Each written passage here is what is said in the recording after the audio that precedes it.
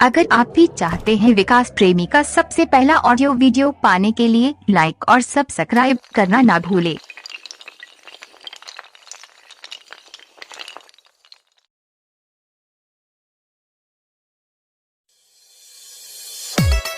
का शशि भाई, अरे मर्द 1 बज गल, तू ये बड़ा मुंह धोता रह। खाना कब खइबा हो?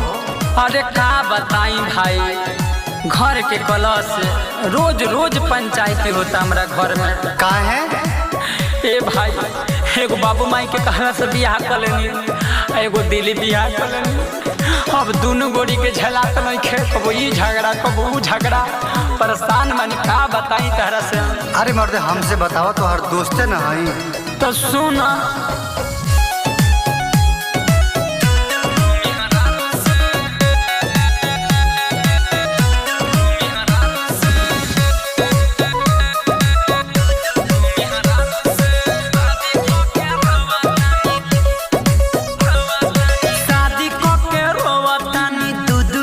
हरारू से भाई कहाँ फंस गई हो ना।